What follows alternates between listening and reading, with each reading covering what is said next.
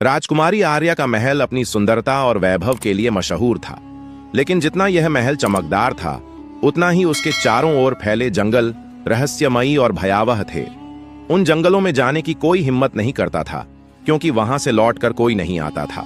एक रात महल में अजीब घटनाएं घटने लगीं।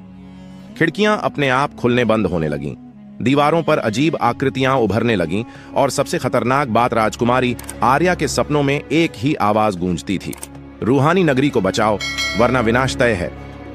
आर्या ने इस बारे में अपने पिता राजा विक्रमसेन को बताया, लेकिन उन्होंने इसे एक सपना समझकर नजरअंदाज कर दिया।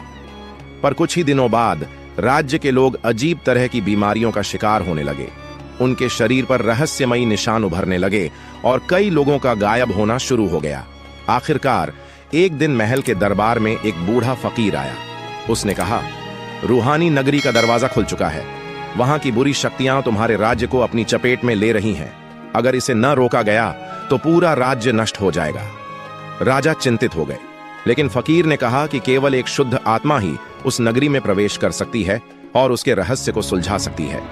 राजकुमारी आर्या ने खुद को इस कार्य के लिए आगे बढ़ाया। रूहानी नगरी की ओर सफर आर्या ने अपने भरोसेमंद रक्षक युवराज करण को साथ लिया और जंगल की ओर निकल पड़ी। जैसे जैसे वे जंगल के अंदर बढ़ते गए, रास्ता और डरावना होता गया। हर तरफ अजीबोगरीब आवाजें आती, कभी किसी के कदमों की आहट सुनाई देती तो कभी किसी के चीखने की आवाज।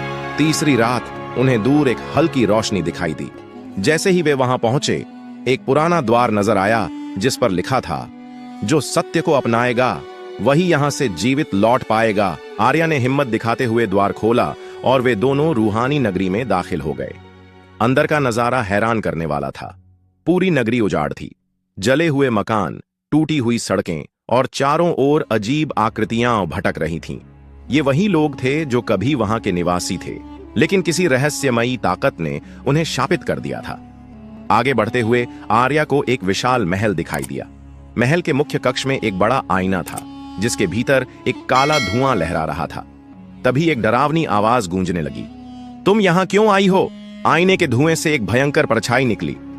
वह एक शापित आत्मा थी जो इस नगरी पर राज कर रही थी। आत्मा की शर्त, परछाई ने कहा, अगर तुम इस पहेली को हल कर सको तो तुम्हारा राज्य बच जाएगा, वरना तुम्हारी आत्मा भी यहां कैद हो जाएगी। मैं वो हूं जो जितना भरा जाए उतना खाली होता हूं। मैं हूं और नहीं भी हूं। बताओ मैं कौन हूं? आर्या ने सोचना शुरू किया। कुछ देर बाद उसकी आंखों में चमक आई और उसने कहा, वह है गड्ढा। आत्मा गुस्से से कांपने लगी। वह आर्या पर झपट पड़ी, लेकिन तभी करण ने उस पर एक पवित्र रत्न फेंक दिया, जिसे फकीर